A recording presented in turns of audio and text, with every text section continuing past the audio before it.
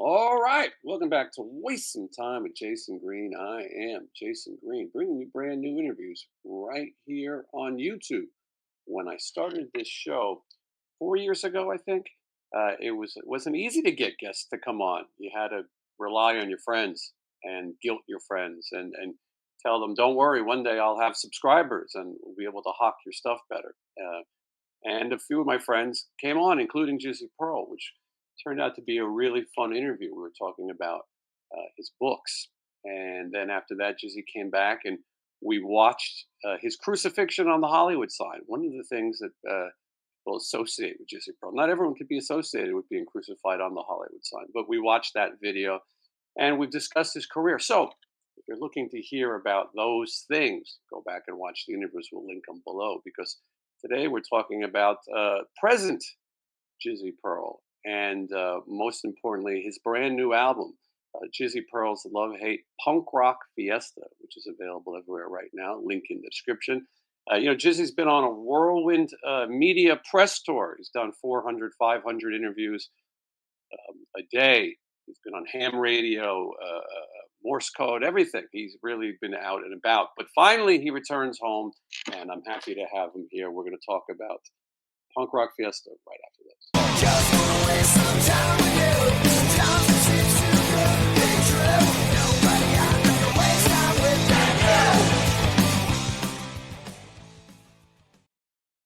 you. You know him, you love him. Please welcome Jizzy Pearl. Ham radio. You love him, you hate him, I should have said. I missed an opportunity there. Look at that. Kids call that vinyl. Yeah, this is what all the kids are listening to these days. Never thought that would happen. Well, for those who don't know you, Jizzy, I don't know why they'd be watching, but you are the current vocalist for Quiet Riot. You've been in LA Guns. You've been in Ratt. You've been in. Just cut to the chase. I've been in every fucking band. You were in every band before it was cool. Nowadays, you go see bands and they go, "Well, that's not the original guy, but it's okay." But when you did it, Yeah. it was intense. Well, when I did it, yeah, it was like a bottle throwing fiesta. But well, because when I first joined Ratt, the promoters were putting up posters of the 1984 band. You know what I mean? And so people would come on the bus and go, "Where's Steven?" I mean, literally, and I'll go get him. You know what I mean? So It was the yeah, Wild West when that happened. It was like the Wild West of promoters. Everyone just did what they wanted and try to get away with it. well, everyone tried. It was, it was a long time ago, and the internet was just starting, and you could get away with shit like that. You know what I mean? And then after a while, people got used to the idea of me singing, and maybe it took a little bit of time for me to sort of fit in, so to speak. And yeah, it was good times. And I'm still friends with all those guys to this day because you don't burn bridges. Yeah, smart move. It's something that I think a lot of people don't realize. If you have a gig and don't get mad at the people, especially here in Vegas, because you'll see those same people again anywhere in this industry. At some point, you'll run into those people, and you never know. And you've been pretty smart about keeping good relationships with the bands and people you worked with. Well, I just don't like talking shit. I mean, shit talking is you got to back it up. And I'm on tour all the time, and I don't need people, you know, coming up to me and going, "Hey, what was that you said about me sucking?" and yada yada. So I just if I think someone's, yeah, I just keep that kind of shit to myself, and I leave it to you to do the shit talking. Yes, well, I do. Oh, yeah, you're being too nice though, because to be honest with you, you and I sometimes could engage in some shit talking behind the scenes. Well, we do shit talk behind the scenes, but everybody does. I mean, Mhm. every band talks shit about everyone else. I mean, because you're a tribe. You know what I mean? And it's your tribe against the Winger tribe or the Warrant tribe. You know what I mean? So sometimes good-hearted, good-natured, you know, jousting is cool. There's no mal intent. You know what I mean? I love everybody. Well, I love almost everybody. Mhm. Yeah. Well, Jizzy, you always have the best analogies. I think you have a great way of summing things up. And one of the analogies that we talk about on the show almost every episode is the golden ticket. You explained that living in Hollywood while bands were getting signed in the prime was like getting a golden ticket, or you'd watch your friends get the golden ticket and getting signed and think maybe they're going to run out of these things and I'm not going to have my opportunity. It comes up constantly because every band relates to that. And in this case, the tribe analogy is good too because it's true. You go on these cruises or these festivals and you bond with your band because those are the people you know and those are the people you stick with. And sometimes maybe you don't like everyone in your band, but you're still closer because there is that us against them a little bit mentality. Oh, there's nothing wrong with it. You know what I mean? It's just that's just the way it is. I mean, that's when I first started with the Love Hate guys way back in the early '80s. We all lived together, and we did not get along a lot of times. You know, there was a lot of fisticuffs and throwing shit and yelling and screaming and stuff like that. But at the end of the day, it was us against, the world, Mhm. and it did help strengthen the band and the writing and the and helped us get success. Yeah, for sure. I would say that Quiet Riot, you could do this as long as you want to do. I think people have really accepted it. At first, of course, people are going to say, "Well, where's this guy? Where's that guy?" Well, unfortunately, two of the main guys have passed away, and Yeah. so I think that people are seeing it. You guys really went out there and played 50 shows a year, maybe more, and I think people are seeing that the legacy of Quiet Riot. Rudy certainly. Embodies Quiet Riot. He wants to continue it, and so I think fans are enjoying seeing it, and you just keep going. And so I think it can go as long as you want it to go. The music of Quiet Riot is alive and well. Well, that I think that's every band though. I think fans, other than the few shit talkers, I think fans are just a lot more accepting than they used to be. It used to be replacing a singer or something like that was harsh. People, didn't dig it. Now people just accept it because we're all getting older and it's about the music, man. And there's only, X number of years that we're gonna all still be able to do this. Mhm. So Yeah. appreciate it while you can. Jizzy, you bring up a subject that I wanted to talk about because I'm a couple years younger than you.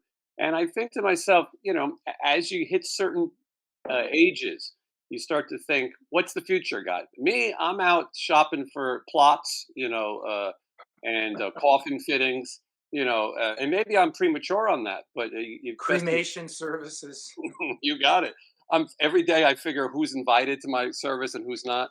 But and you'll probably outlive me, so you're definitely invited. But and Jizzy, I don't know. You don't talk about your age all the time, but if I was you, I'd wear it on my shirt because um, out of everybody in this industry, you still look great, you still sound great, and you're still performing new music. You could just sit around and do Quiet Riot, but that's not you. So my question about the aging process, Jizzy, is do you what do you think? Are you scared of the future? Are you happy? I mean, tell me about Not scared. Um, I do take it seriously. There's guys out there that do take it seriously. I mean, you look at Mick Jagger, Elton John is killer.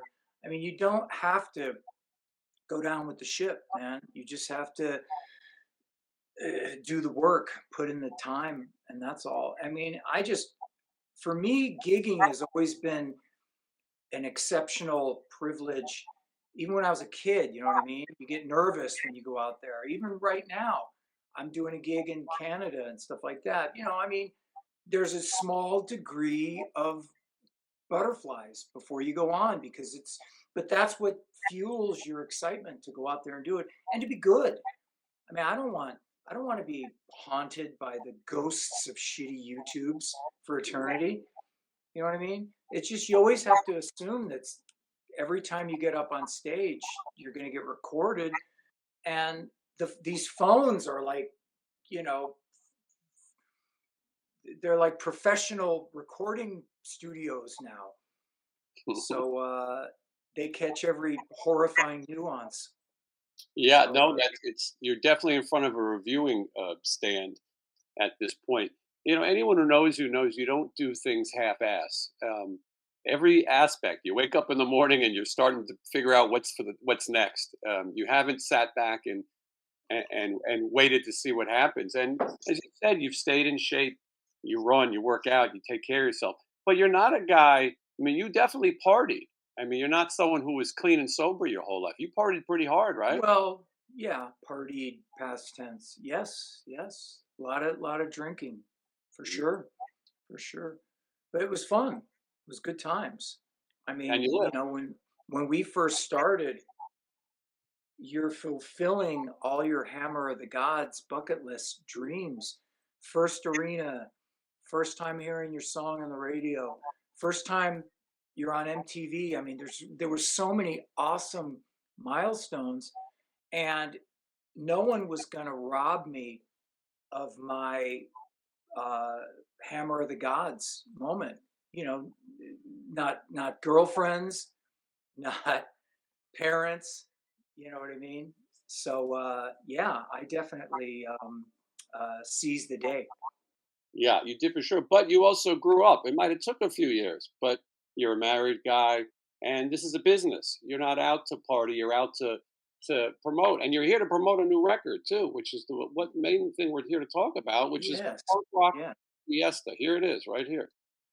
And Jizzy, before you talk about it, I want to say that I listen to it. As you know, when a friend asks you to listen to their music, you go, "Uh oh," because what if it sucks? And Mm. you know, it's also a commitment. Well, now I got to listen to this thing. I gotta listen to it. The same thing with a book. Oh man, well this is going Or to take. you search for the most positive way to say something. You know what I mean? Yeah, Chat GPT. You find one or two bits that actually are good, and that's what you throw out there, so you don't feel bad because you're telling your friend that your record sucks. Well, I my move with that is I just kind of say it's You available. just don't say anything. Yeah, I say it's available, and if you want to get it, that's on you. Uh, but in this case, Jizzy, and I said it to you before we started, I think this is the best product of the Jizzy Pro career. And I look, you've made a lot of albums, you've been in a lot of bands, but I really like this, and I'm going to tell you a few reasons I like it. One, I like the length of the album, 28 Uh, minutes. That's the way it should be. No one's got time for Use Your Illusions 2 and 3 and 4. Let's get right to it. If you can't tell your story in that time, maybe your story's not worth telling. I loved it because when it was over, I still wanted more. And I mhm. feel like that's rare in this day and age. Usually I go, okay, that was good.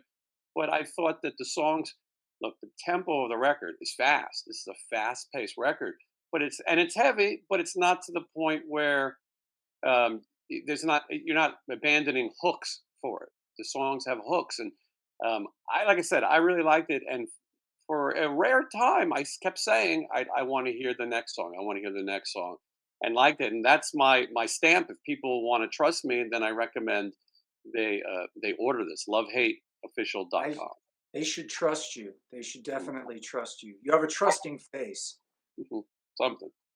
Um, but Yeah, dude, so it was, tell me about it, Jizzy, because um, look, you're not going to get rich making this record, and that's not why you did it. So tell me why mhm. you keep making, although you probably made more independently than you made on some releases in the past. But tell me what goes into making another record. What made you decide to do it?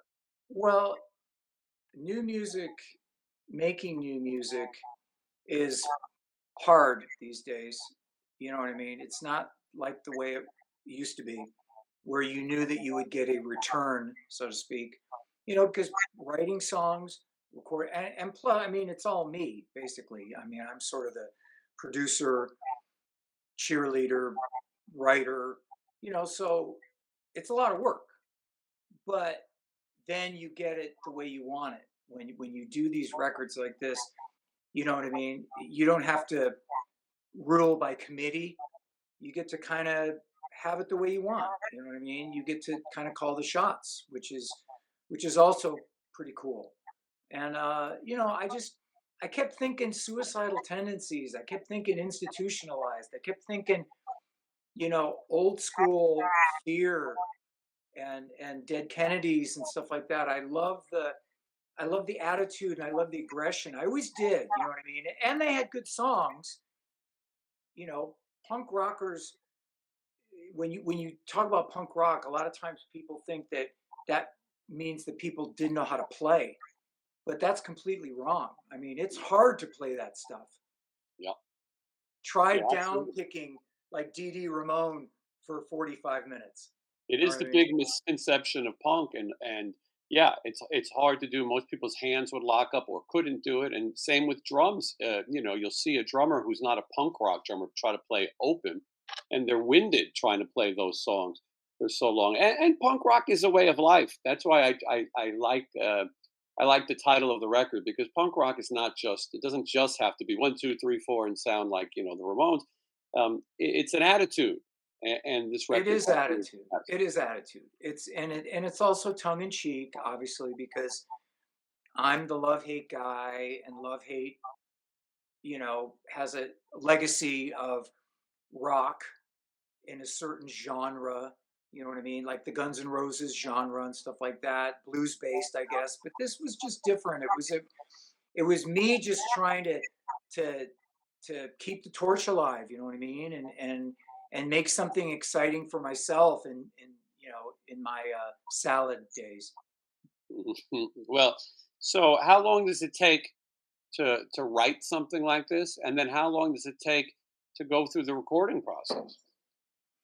It The writing takes a while. You know what I mean? I mean, because I'm so busy all the time, you need time off, a few weeks off, to just not have to think about getting on a plane. And I mean, obviously, you know what I'm talking about, because that's a whole nother discipline. That's athleticism. That's another band. I got to think about me. I got to think about love hate. So I need a few weeks to just get into a room and think about nothing else but just kind of opening up that big valve for the rock gods to sprinkle the magic dust. And then you get your ideas and then you kind of put them down. And I basically do everything on GarageBand: drums, bass, guitar, vocals, you know what I mean? Just for demo purposes. And then I will give them to Darren, my guitar player. Yeah, Darren Householder, great guitar player. He's got some great instrumental records out there as well. You've just Well, got a he great did run. really good on this record, because Mhm. he stretched out too, you know what I mean? When I first approached him about this record, he heard the songs and didn't, I don't think he quite figured his place in it, because he's a different kind of, he's more of a schooled Mhm. player. And I just said to him, I go, dude, you're going to be a punk rock guitar player, like abracadabra, you know what I mean? And I don't think he thought that he could do it, you know what I mean? But it took some time, and he pulled it off really well. I mean, he stepped outside of that musicians institute thing and got really melodic and got really, in the music. So he did a really great job. Yeah, and then your drummer Dave Moreno. How does he get involved? Does he you fly in his drums? Do you go somewhere? Yeah.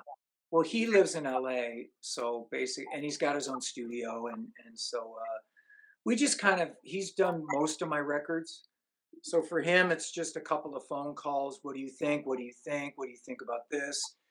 Then he gives me several versions, you know, like here's one that sounds like the demo. And then he kind of stretches out and he does some of his own stuff. And generally I will pick something in that category where he gets to do his own thing within the framework of the arrangement, obviously. Yeah.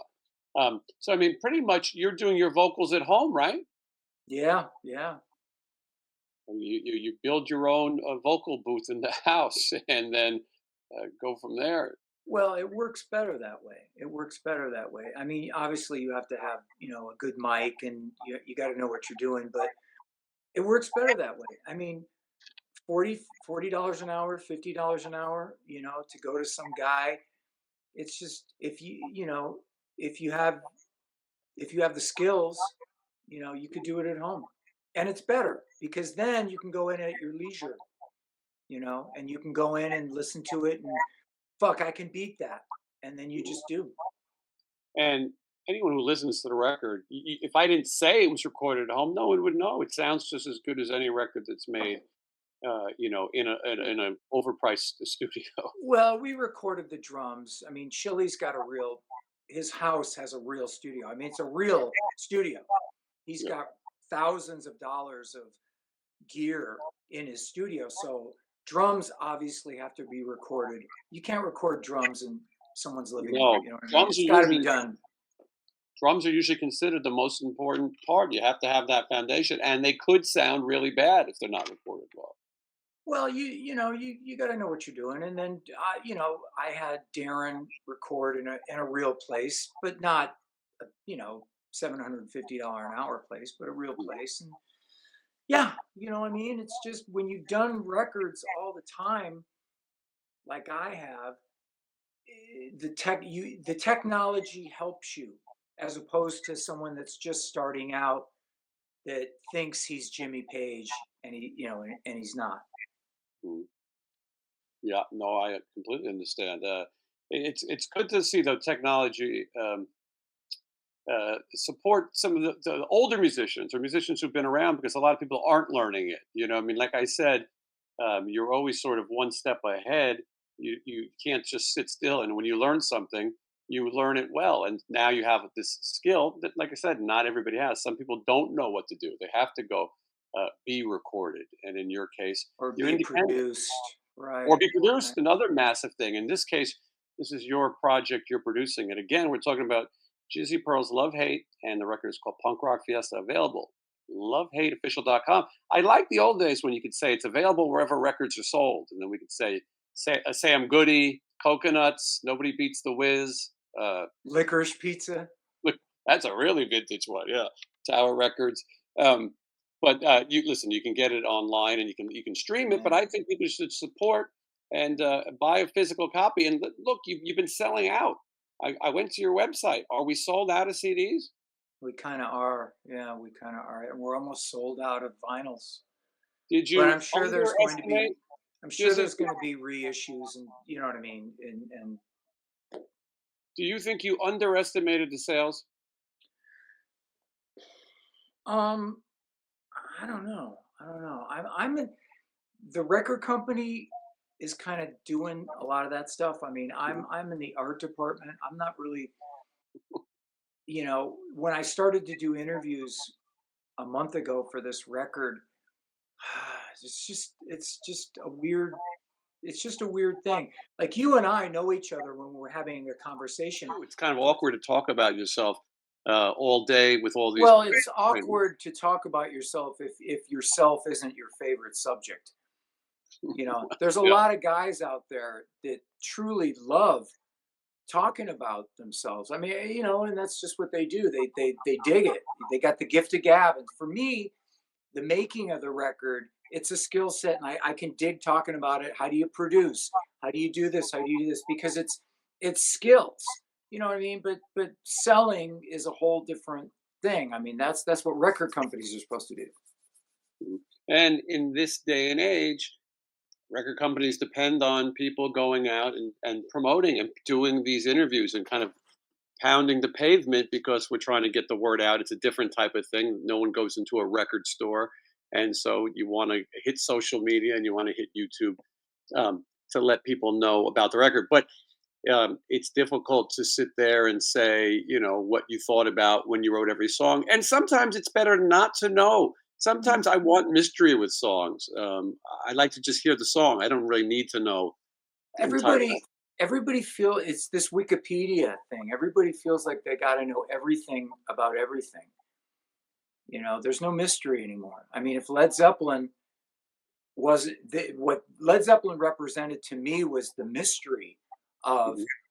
you know what I mean? I didn't know anything about them. I wanted to know about them, but they were up on Mount Olympus. You know what I'm saying? they were up there, and we mere mortals were down here, and that's what made their music so great. I thought it just made them larger than life.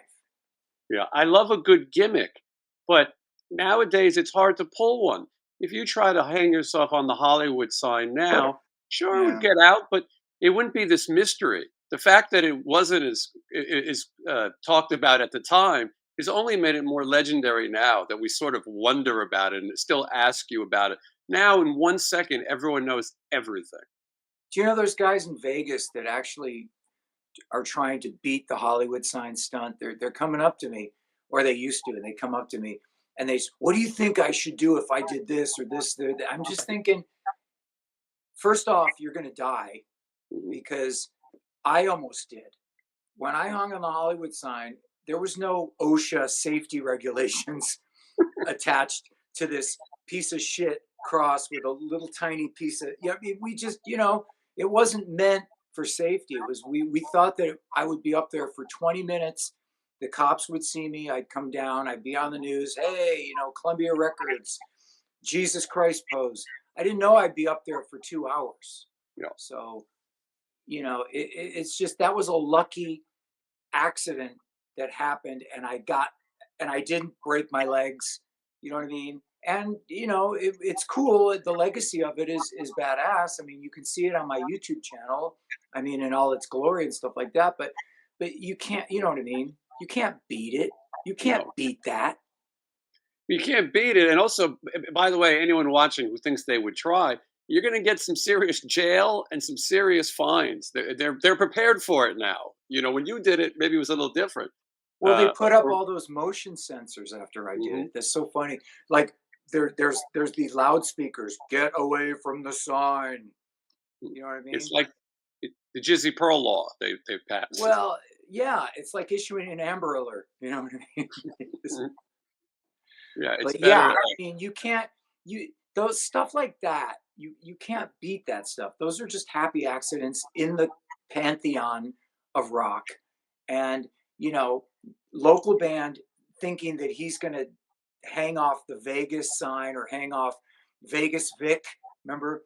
You know what I mean? Mhm. It's just, yeah, you're going to go to jail. Yeah, yeah, and not get the attention you want. But this was the mystery before the days of the internet. Now everything's out. You play a concert, and we were saying it earlier. You have a bad show. Well, in 5 minutes, the world will know. Maybe not even 5 minutes. As you're Mhm. doing it, someone is streaming it live. Fortunately, you don't have so many bad shows. At least none that I've seen. I'm fortunate to go out on the road with you quite often. A lot of shows with Stephen Piercy and Quiet Riot, and I know we'll have some coming up again later this year, and I think it's a great bill, and you guys are an easy bunch, and I think it makes it easier to continue it. You travel as a unit, the four of you. There's no Well, hanger-ons. well, it's just, it's hard to, the hardest thing about doing this sort of thing, what we do, what you and I do, is just getting along with Yeah. people. I mean, bickering, fighting, this and that. You get no sleep. You're bitching that your food was shitty or whatever. I mean, it's a job, and you got to get from point A to point B. You do the music part, which is amazing, which is so fun, and then you got to try and get some sleep and go do it the next day. I mean, not a lot of people are cut out for this kind of stuff. Everybody talks the talk, but it's a whole nother thing to be able to get up at 3:30 and go do it the next day. You said it. It's an endurance test, and it's something that most people aren't capable of doing, and really have no idea how much goes into it. And it's week in, week out. So if you play 50 shows a day, 50 shows a year, that's 150 days of travel because you got to get there, you got to play, and then you got to come home. So that's a lot of airports, a lot of airplanes. You want to find the worst people in the world. Look in the airport or on your flight, and they're all around you. It's very tiring and tedious. But as you said, the end result is playing music for a living is much better Yeah. than having a real job, if you will. And you've been Well, doing this professionally. How forever. long has your professional career been going? Since '89. A lot of They years. they put us on the road when we first, before the record came out, they put us out in a Winnebago, and we were just playing clubs in Texas and stuff. No, I mean, no one knew who we were. The record wasn't out yet. Just for us to sort of get some seasoning, you know what I mean? And yeah, I mean, it's been a lot of years and years and years of travel, and music, obviously, you know what I mean? But it all balances out. It does. Well, balances out talks about the shows you just played. You just did a run in the UK that was incredibly successful, and you see the videos and you see the people singing. The music business is funny. It sort of goes in these circles. There's times when you think it's over. In Mhm. 2000, we probably thought glam or hair metal, whatever you want to call it, was over. Then the next thing you know, you're on the road. 99, you're on the road with Poison. You were singing with LA Guns at the time, Right. and then there's a Well, it resurgence. was over for solid years. Mhm. I mean, I had to sit through ska and No Doubt, and then I had to sit through horrible Green Day, you know what I mean? And just that, and then, but then, yeah, as you say, it came back, and I think the fans are just different for this kind of music. They're just different. They're used to going out to shows, and they dig it. And I think that they're teaching their kids because you see much younger people, whether you're playing with Quiet Riot or you're over with Jizzy Pros Love Hate, there's younger people coming and they discover music differently than we did. They can go on Mm. Spotify, they can go on YouTube. And the next thing you know, they're giant fans of a song that you probably thought was lost, but people are rediscovering music. Yeah, it was in Al Capone's vault. Yes, absolutely. That's an inside reference for most. But so this trip went really well for you, Jizzy, and you've Yeah. done them a lot. You've never stopped. You've always I've came never here and played. stopped I mean, I've never stopped being love hate. Mhm. I've never stopped being love hate. When love hate broke up, the four guys in 1997, I mean, it was over. And it was and we've tried a few reunions over the years, but they last two or three gigs and then explosions. You know what I mean? It's just that's the nature of a lot of bands. They just don't get along, basically. So I have been doing it this whole time by myself, you know, good and bad, feast and famine, Mhm. and I got this new love hate record out, Punk Rock Fiesta, and yeah, I'm pleased that things are still going. You know what I mean? That there's still a positive feeling of, you know what I mean, upward movement as opposed to time to retire, time to hit the couch. You said that this is probably the best trip you've done, the best run you've done as Love Hate on your Well, I own. I mean, mean, those videos don't lie, man. I mean, my wife captured those videos in London, and it's just I do bring it up that 35 years ago there was 2,000 people doing that, but to be able to still go to London 35 years later and have 450 people go crazy for music that's that old is pretty amazing. why do you think the European audience took to Love Hate so much more than, say, the United States? Well, I think that the English, I want to say the English because Mhm. I mean, we played in Germany and Italy and France and stuff like that, but it was never as crazy as it was in the UK. Drinking songs, Yeah. you know what I mean? They're kind of they like those pub sing-alongs and stuff like that. And a lot of our music was, let's face it, I mean, based around that movie Barfly with Mickey Rourke. Bukowski. Yeah. And people could relate to it, and also because the English tend to embrace bands that are a little different, like the Chili Peppers and Jane's Addiction. They first kind of burst onto the scene over there, and then they got bigger in the U.S. You know what I mean? And Kerrang loved you guys too. The European magazines were behind Love Hate, right? Yeah, yeah, they loved us. We were supposed to open up for Skid Row and Guns N' Roses at Wembley Stadium, that huge gig. And because we were so popular with Kerrang and Axel was fighting with Kerrang for some reason, he decided that we weren't going to get the spot, and he gave it to 9 Inch Nails. Wow. And 9 Inch Nails, I forget the singer's name, but he has said in And Red- interviews that, yeah, Trent Reznor, he has said in interviews that that was the worst 30 minutes of his life because people weren't ready for that kind of music. I mean, and I love that first record, that Pretty Hate Machine. It was a great record, but people weren't ready for it, and they pelted him, with the bottles of piss and stuff, and he couldn't handle it. yeah, it's that audience, they weren't ready for it, and they probably were expecting something similar to Skid Row or Guns N' Roses, that were to love hate. So the Yeah, question, we did a good, lot of tours with Skid Row back when Sebastian was in the band. We did a lot of European tours when they were huge, and it was crazy. I mean, to be in that when Sebastian was on the cover of Rolling Stone, that period of time. I mean, it's just it was crazy. It was crazy. I mean, it was like Beatlemania at the time now, for those guys, not for us. right now, you and Sebastian had some differences on that one of those tours. Is that something you've spoken about? Um, Differences, it's just alcohol related nonsense. You know what I mean? Me being a drunken idiot, I have a tendency. Back when I used to drink, I don't drink anymore. But back in the day, I used to get in fights with guys fueled by alcohol and stupidity. I got in a fight with Zach Wild on the Ozzy tour, Mhm. which I lost.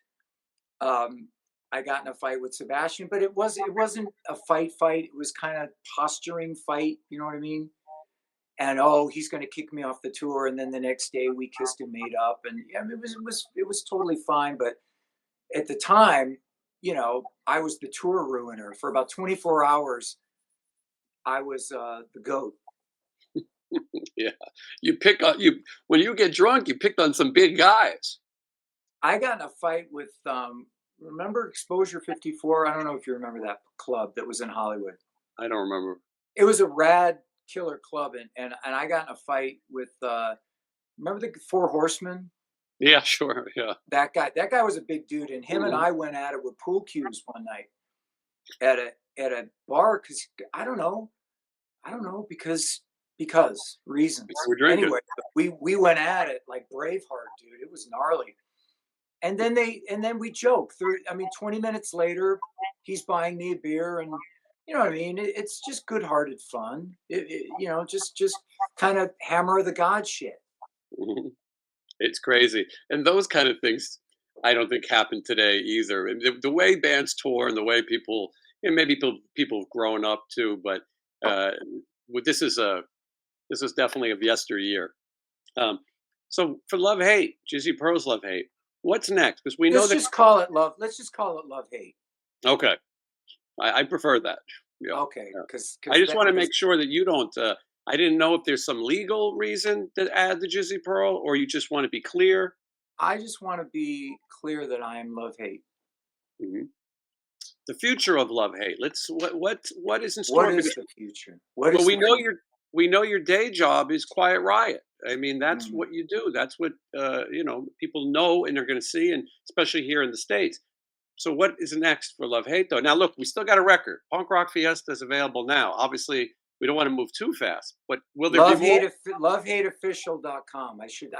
Lovehateofficial.com. JPearl TV is my YouTube channel. I know we want to talk about that. Yeah, Just get all that links in stuff the on. Yeah, I description. mean, for Love Hate, I'm doing a whiskey show in a couple of months. I'm doing some other shows. I'm doing some stuff next year in Europe because I can do bigger festivals over there, and I can just go over there because I have a UK band. I can go over there by myself, Chuck Berry style, and do my thing, and then come home, and it's reasonable. Mhm. It's Well, not over the top. and Quiet Riot works with your schedule. You're going to take a couple months, a couple weeks. You're going to do this, and It's then you're not going going to. to be a couple of months. It's Quiet Riot is a very busy band. Just like Great White, just like Slaughter, just like Piercy. You know what I mean? Those bands work a lot, which is great. And But you know what? I still like to do my own music, and it makes me feel good. So I every now and then I want to go do my own thing. More and more people are excited when you play Blackout in the Love in the Red Room during the Quiet Riot show. I see the faces. I see the excitement to see something different, and these people know you and they like to hear it. And so I think that's a fun addition to the sets. And I'm sure it's fun for you. Well, yeah. I mean, it's my song. I mean, I didn't write Thunderbird or any of these other songs. I mean, I can play them and I dig them. You know what I mean? And I do it well. But it's good to play your own music too. Yeah, absolutely. I want to talk about your YouTube channel a little bit because when you first came on, channel was just starting out. It was just sort of a new idea. I You said helped me out earlier, with it. yeah, I said earlier in the interview, you don't do things half-ass. And you messaged me, and we talked a little bit about starting it. And people ask me all the time about starting a channel, and I say, unless you have the dedication, don't do it because Yeah. it is a full-time thing to learn how to do it and to be patient and to stay with it. Most people quit before they get monetized. Most people quit before they It's hit a certain. 20 it's a machine that needs to constantly be fed, content creator. I mean, it's exhausting sometimes when you're trying to think of shit to do, unless it's you following me around and this is my life and here I'm making pancakes or whatever. I mean, but that's just, everyone's got their own thing. Well, I've got a lot of following around making pancake videos coming up, but Good, good. yeah, just in case. But no, it's people have to relate to the person they're watching on YouTube. Not everyone can just go on camera and put their life out there and expect someone to have a relationship with them because you want Mhm. them to come back. You're on their TV, you're on their phone, however, they're watching YouTube. There has to be a connection. And no one's first videos are all that good. We all sort of Mm. go, here I am. Is this any good? Um, Your first videos, I mean, mine at least, were very wooden. mm, You know what I mean? Looking me into the too. camera, all the things that I take for granted now, being animated, trying to speak your mind and stuff like that. It takes a long time, if it because it's not natural, but then it sort of becomes natural. But you have to have stuff you want to talk about. You have to be able to entertain, on YouTube, or people won't watch. And there's also a lot of competition. There's a lot to watch. You're trying to get people's 10 minutes, 15 minutes. In my case, I'm trying to get people's hours, 2 hours. And so you have to do it, but you developed something that I like. The channel is J Pearl TV. We have the link in the description. People can check it out. I like that your videos are bite size also 15 minutes. That's an average. And so you can get something, but you offer something different. And I'll tell you a couple of my favorites. One, you picked up a magazine. What was a newspaper? What was the newspaper? Was it Bay City Music or what was it called? Bay City Oh, Rock? oh, oh, Rock City News or something. Rock I know what City you're talking News. about. Great episode. You picked it up and you said, "Where are these bands at?" And you went through the countless advertisements for bands and how many people had two Z's in their name and all of the shtick. But to hear it from somebody who was there is what made it interesting. There's this documentary, Nothing But a Good Time, and Right. Stevie Rochelle talks about his career with Tough. He doesn't say I was the most successful person. I didn't get to headline the arenas. I didn't get the gold album, but he was there. And that's what I enjoy about hearing people. You were part of this. This was your life. Right. You were in those advertisements. And it is fascinating to see where do these people go go. What happened to some of these bands? And those are Well, most of subjects. them, most of them, never amounted to anything. I mean, it's just a lot of that Sunset Strip experience.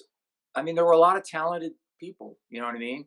But a lot of it is luck, a good song, an A&R guy taking an interest in you, the $20,000 pyramid that sort of gets you to the record deal, while along the way you could just fuck it all up, and many have.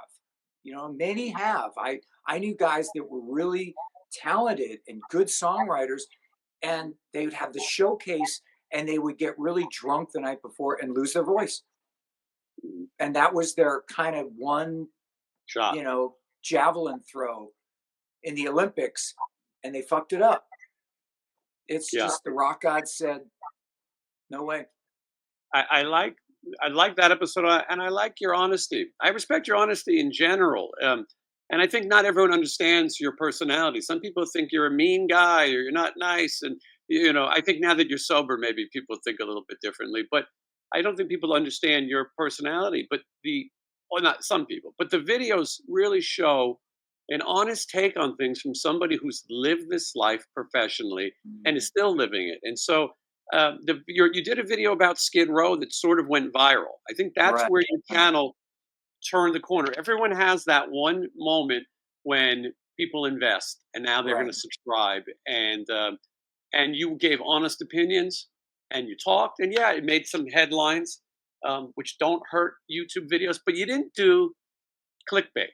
I try to avoid clickbait myself. You didn't try to just say some jerky thing off subject to get hits. You gave an opinion. Well, because I have to see these people in the future. Hmm. You can't there are there are YouTube sites specifically created for shit talking, Hmm. and I won't name names, but that's their bread and butter, and people like to watch it because I mean, we all like to see that kind of stuff. It's scandalous, but for me personally, I work with people all the time. That's why I'm still friends with Stephen Piercy Hmm. after all those years that I was kind of singing in his band, because I never talked shit about him, and he never talked shit about me, and we're No, still the best of friends. And that's you have to do that. You can't burn your bridges because you never know who you're going to end up opening up for or playing with. it's a great point. People love in my videos when occasionally you'll come up and sing a Rat song at soundcheck. Steven doesn't come to soundcheck, and people really get a kick out of it. It's fun, and Steven really does like you. He's supportive. He knows you were doing a job, and he was very understanding of that. And it's true. You don't know who's going to open up for you. It's funny. So Warren DeMartini and Stephen Piercy are going to do some shows, and I said at some point we're going to have a bill that's going to be Quiet Riot and Slaughter and Piercy DiMartini. And it'll be a strange bill because Carlos Cavazzo plays with Steven Right, and right, right. Los Elias plays with Steven. But that's how it is. You never, like you said, why burn bridges? You'll see these people again. And look, I mentioned Blas and Carlos, but you also were the other voice of Rat, if you will, for 6 years. I was the other voice of every other band. I was the only band I haven't sang for is Warrant, and I'm telling you, Robert Mason, I'm coming for you. Yeah, the night is young. Yeah, you never know what could happen. But anyway, back to J Pearl TV. I just think you did a great thing. You didn't overdo it. You didn't do something that's been done 1,000 times. It's hard when you're finding a way. What should I do? What do people want to see? Well, I tell you, I mean, it's funny you mentioned it. I just wrote a piece today about the death of Val Kilmer. Mhm. He died, and I've often alluded to the fact that he and I were friends in high school, and we hung out in high school. You know what I mean? And with it was kind of a drama class.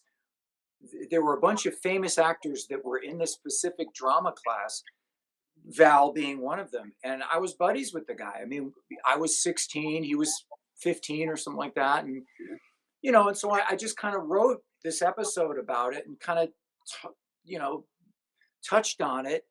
And it's topical. Yeah. You know what I And you mean? have to be.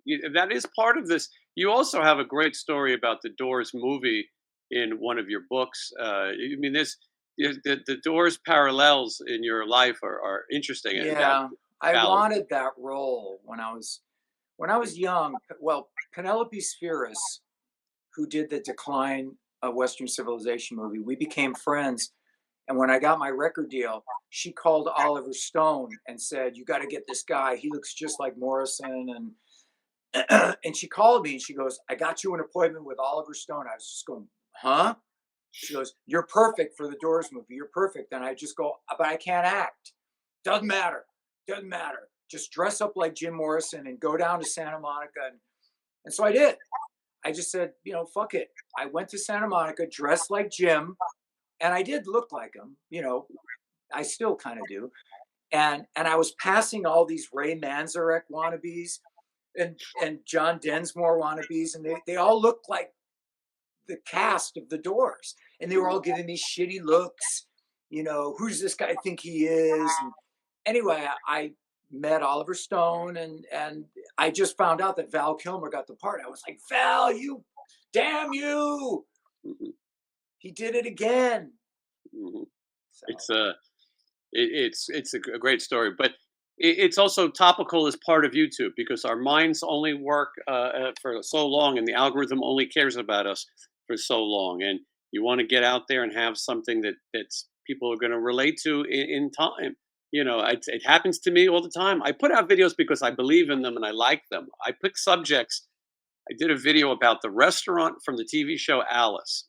I thought, who is going to watch this video? Well, it but turns out. you're that guy. You went to the Outsiders Mhm. house. Yeah, I mean, how many people would know that? I know that house. mhm. You know what It's I a mean? cool I house. remember that house. That's Yeah, like the Psycho house. well, for sure.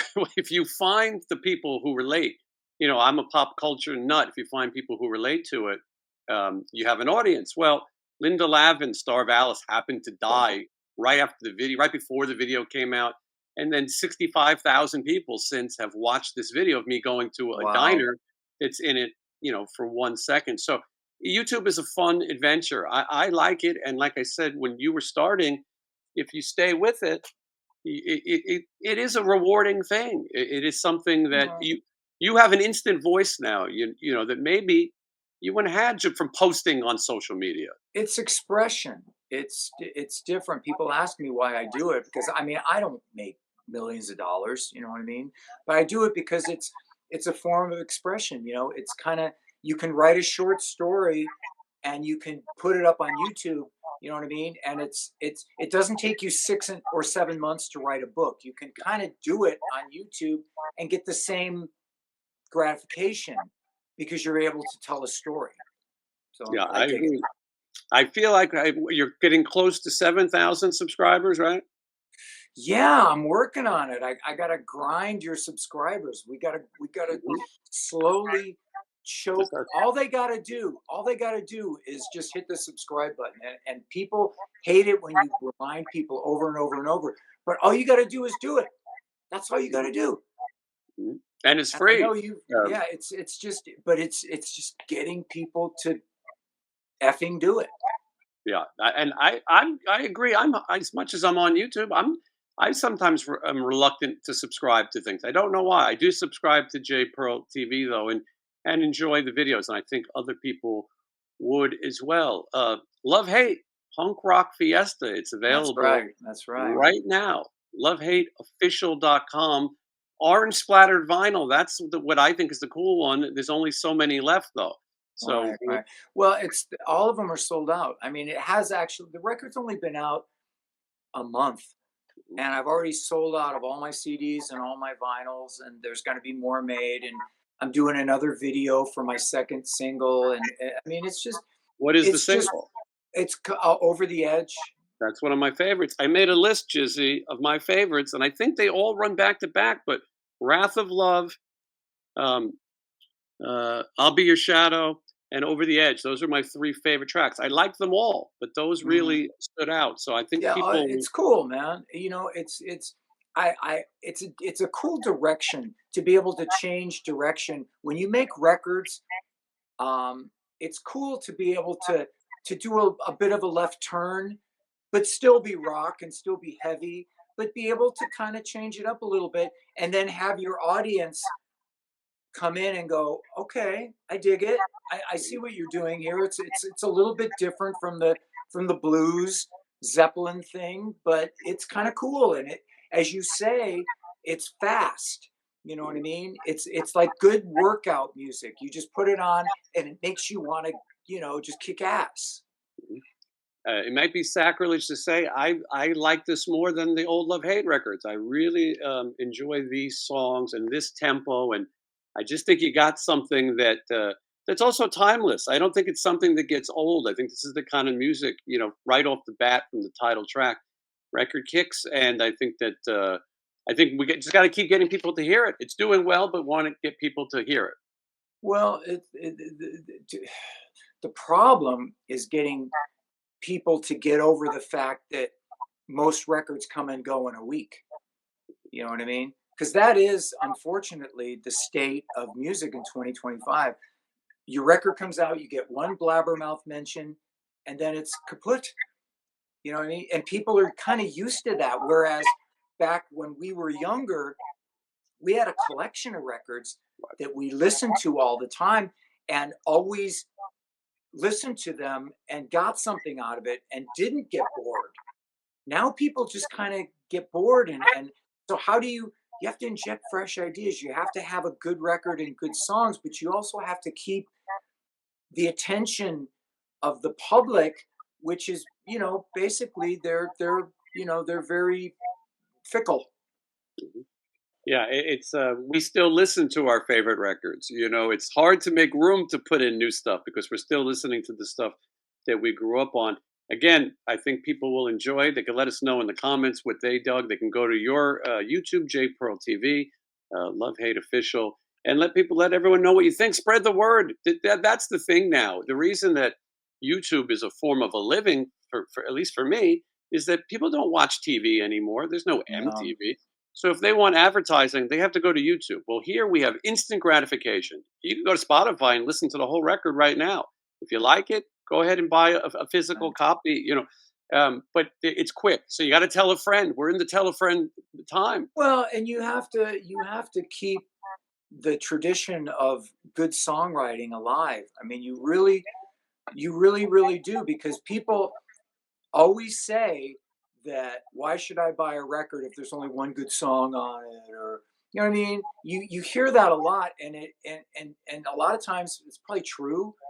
You know what I mean? Because the older you get, I mean, you stop writing about fast cars and chicks and Yes. Saturday night. I mean, come on, man.